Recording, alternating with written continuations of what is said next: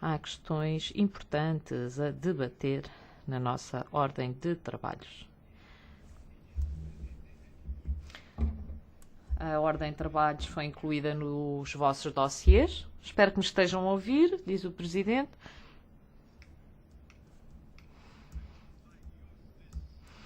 Eu não gosto de ter que recorrer ao martelo do Presidente, mas é impossível, por vezes, é impossível levar a cabo a reunião sem utilizar o martelo.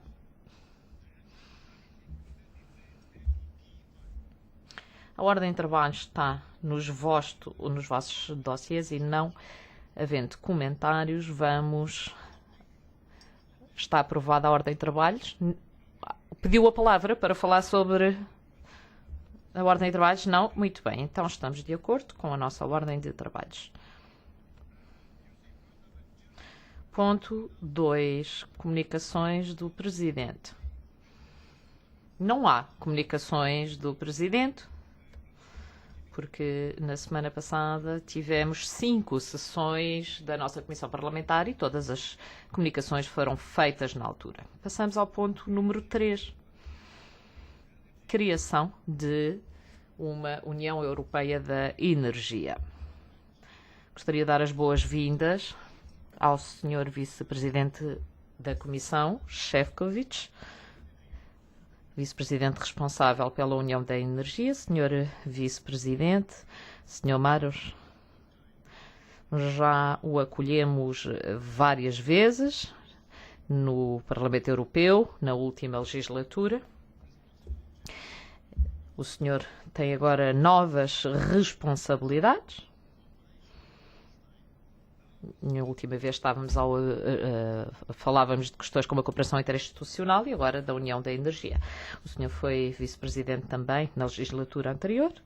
Temos agora a questão da União da Energia, que é da competência da nossa Comissão Parlamentar, da ITRE.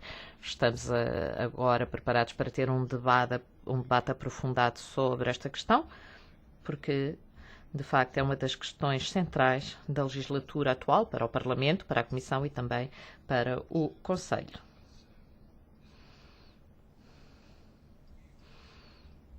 Para este debate, disponibilizamos 2 horas, ou seja, devemos concluir este ponto por volta das 17.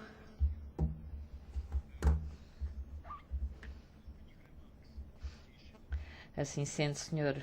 Comissário, tem a palavra para fazer a sua introdução e passaremos depois ao debate. Muito obrigado, caro Presidente Buzek, senhoras e senhores eurodeputados. Devo começar por indicar que estou impressionado com o número de presenças nesta sala e o número de interessados em debater a União da Energia. Assim sendo, agradeço ao Parlamento Europeu, nomeadamente à Comissão ITRE, por ter organizado esta reunião extraordinária, porque é óbvio que o projeto União da Energia é importante para os cidadãos europeus e para a União Europeia em si. Criar a União da Energia é uma das grandes prioridades da Comissão Juncker. E é um prazer apresentar-vos hoje algumas das ideias que estão atualmente a ser desenvolvidas. E, obviamente, as boas propostas vêm de um bom debate. Sei que há aqui muitos peritos no campo da energia e destaco então que estou aqui também para vos ouvir, para tomar nota das vossas prioridades, das vossas preocupações e das vossas ideias. Sei que alguns estão a preparar posições por escrito sobre a União da Energia. Estou certo de que iremos entrar em contactos pessoais para debater esta questão e, pessoalmente, estou à vossa disposição para que a proposta da União da Energia seja o mais ambiciosa possível. A nossa reunião de hoje surge atempadamente, algumas semanas antes de tentarmos concluir o nosso texto e aguardo então o nosso debate depois de uma breve introdução. O calendário dos nossos trabalhos é o seguinte: gostaríamos de apresentar e aprovar a proposta pelo Conselho até ao fim de fevereiro. E estava há pouco a falar disto com o Presidente Buzek. Vou fazer com que os senhores sejam os primeiros a ser oficialmente informados sobre os projetos para a União da Energia, para criarmos um bom quadro para o debate entre o Parlamento Europeu e a Comissão e mais tarde o Conselho. Senhoras e senhores deputados, caros amigos, a Comissão atual prometeu ser diferente, agir mais nas questões centrais e estamos a pensar, nomeadamente, nas questões que terão um impacto profundo na vida dos cidadãos na União Europeia. Queremos assegurar que os preços do aquecimento das casas são acessíveis a todos e que se mantêm estáveis independentemente das instabilidades geopolíticas no mundo. Trata-se de assegurar que as nossas empresas, nomeadamente as pequenas e médias empresas, possam comprar a energia a preços competitivos e que possam ser uma força motriz do crescimento e da criação de emprego no futuro. Trata-se também de assegurar que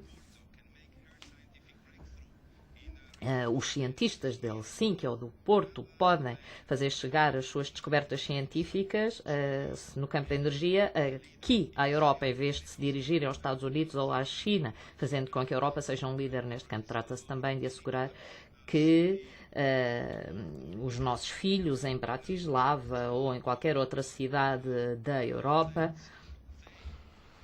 trata-se de fazer com que os nossos filhos e os filhos dos nossos filhos nunca tenham que pagar o preço pelos erros ambientais das gerações anteriores. Estes objetivos podem parecer ambiciosos, mas podemos alcançá-los.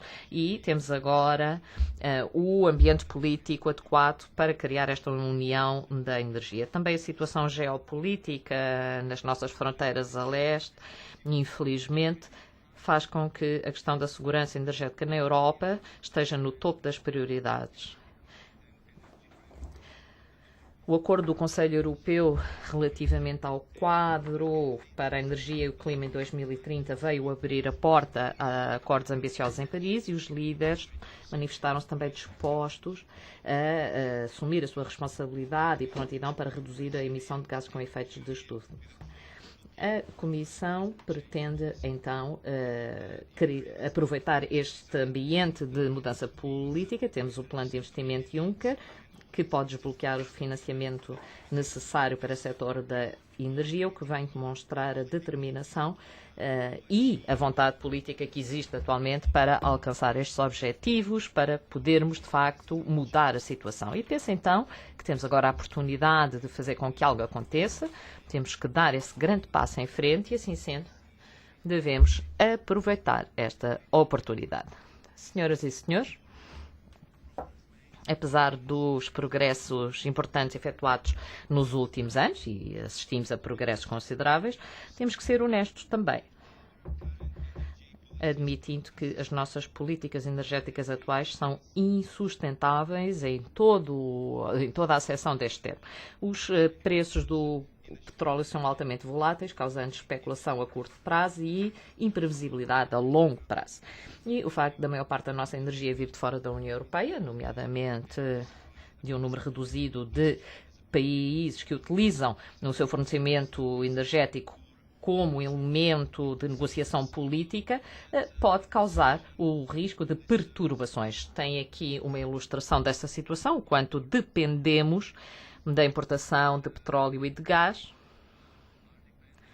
e o quanto somos dependentes de fornecimentos de países terceiros. A União Europeia importa 90% de petróleo, 66% de gás e 42% de combustíveis sólidos. E há 6 Estados-membros que são totalmente dependentes do gás da Rússia. o que faz com que seja extremamente importante em termos geopolíticos definirmos o que podemos fazer para aumentar a nossa independência, a segurança do abastecimento energético e aumentar a utilização de fontes renováveis da União Europeia. Devemos também ser honestos dizendo que o nosso sistema energético está fragmentado. Temos 28 compartimentos nacionais e algumas partes do nosso continente não estão ainda integradas de forma suficiente no sistema da energia. Nesta projeção podem ver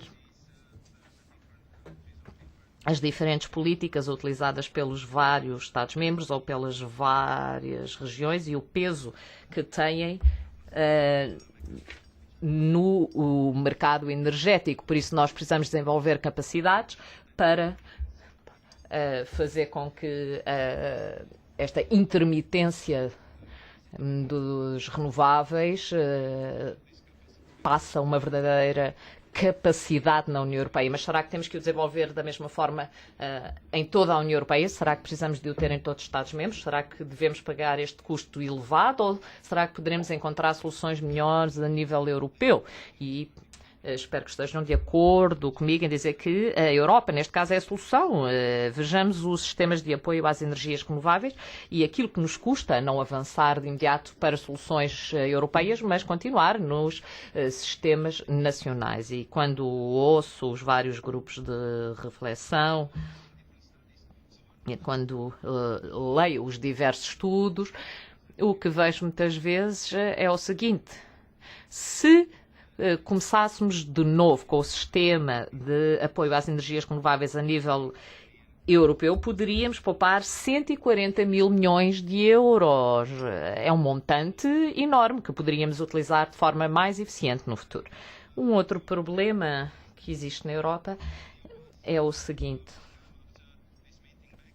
muitos de nós, depois desta reunião, vamos voltar para as nossas casas aquecidas, mas há ainda um número demasiado elevado de casas na Europa que não estão suficientemente aquecidas porque os seus habitantes não podem dar-se ao luxo de pagar esse aquecimento. Há 10% de casas na Europa com problemas energéticos. Não nos podemos dar ao luxo de termos esta situação na Europa. Temos que resolver este problema no futuro. Obviamente que não se trata apenas dos consumidores privados. As empresas da União Europeia pagam 3 vezes mais pelo gás do que as empresas nos Estados Unidos. Isto, obviamente, é um grande ónus na nossa indústria e na nossa economia. E quando se fala nas 10 maiores empresas que utilizam energia solar, nenhuma é europeia.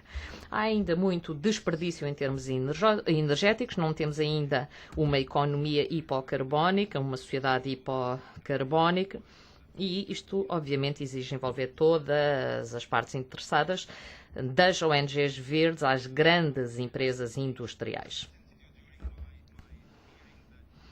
Como disse durante a minha audição, o plano para a União da Energia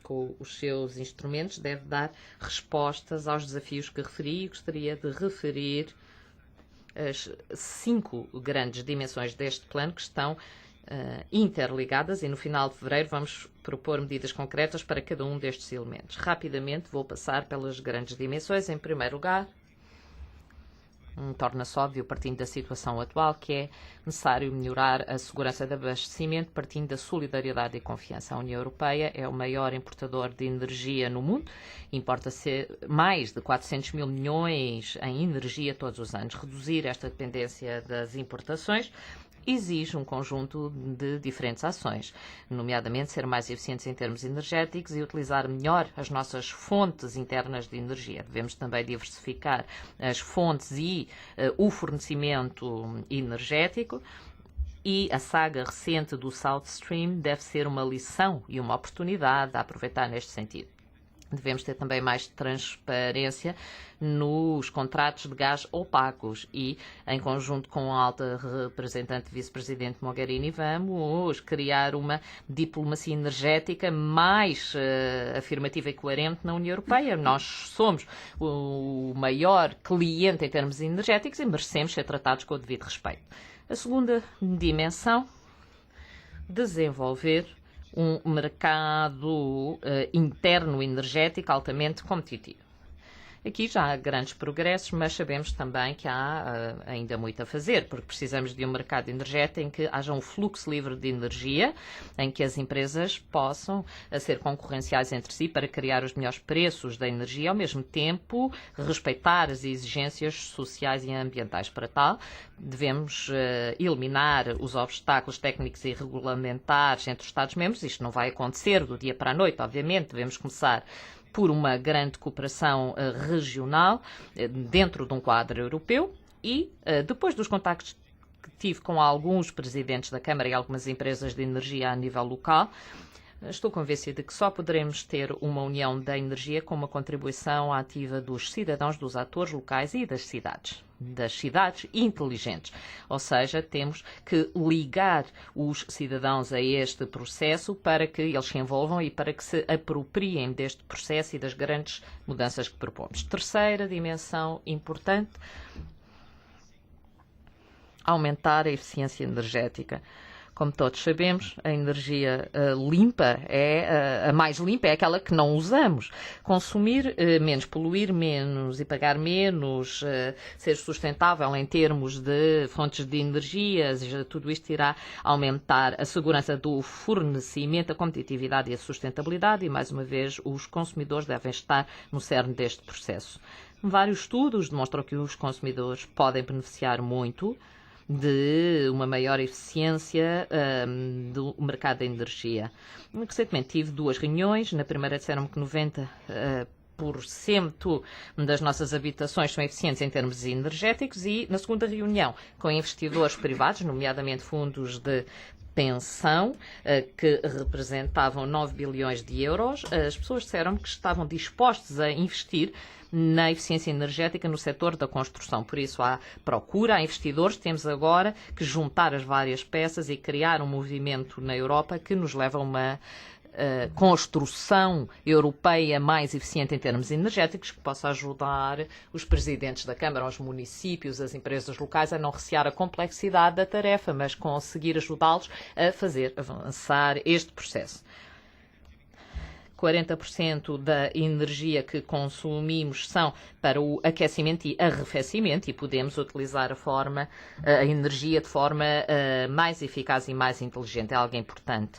Quarta dimensão, salientaria a necessidade de reduzir a poluição decorrente da produção de energia com a descarbonização das nossas economias. Estamos a caminho de Paris e esta estrada leva necessariamente à União da Energia. Em outubro decidimos criar objetivos vinculativos para a redução de gases com efeitos de estufa domésticos em pelo menos 40%. Não devemos perder este impulso. Em Lima, a União Europeia trabalhou bem em conjunto e a alta representante vice-presidente Mogherini, em conjunto com o comissário Arias Cañete e eu próprio, fizemos com que esta cooperação, esta voz única na diplomacia do clima, fosse devidamente ouvida e vamos fazer o mesmo para conseguir ter êxito em Paris, porque não é apenas a Europa, o nosso planeta precisa que tenhamos êxito e temos que fazer o nosso trabalho aqui na União Europeia também. Eu espero que todas as partes cheguem a um acordo sobre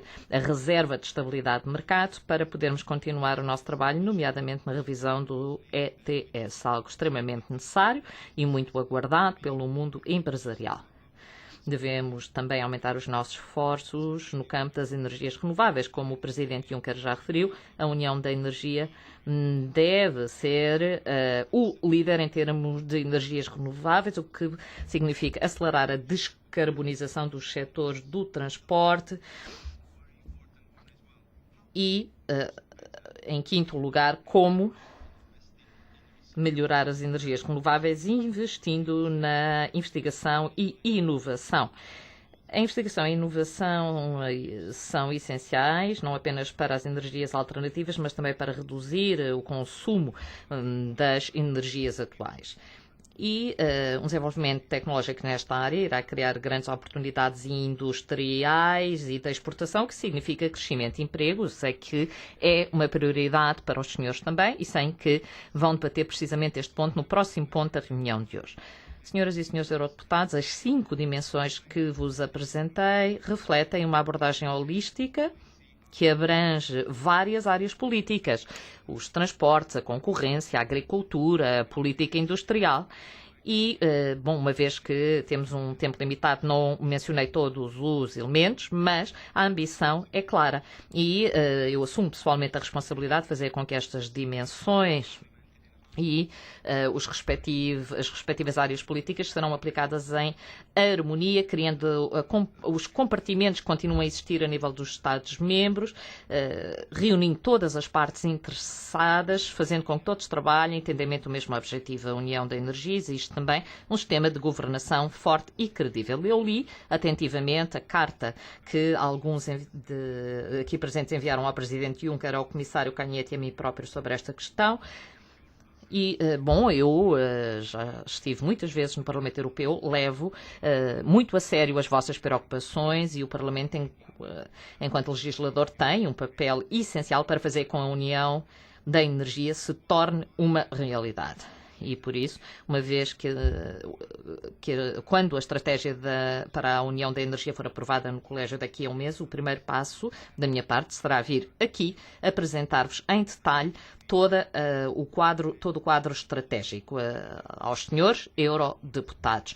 E faço porque conto também com o vosso apoio, porque podemos levar a cabo esta transformação apenas através de uma apropriação de todo este processo por parte do Parlamento Europeu também. E ficaria por aqui, Sr. Presidente.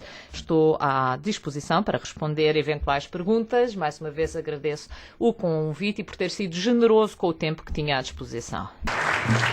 Thank you, Mr. Vice President, for your presentation. Muito obrigada.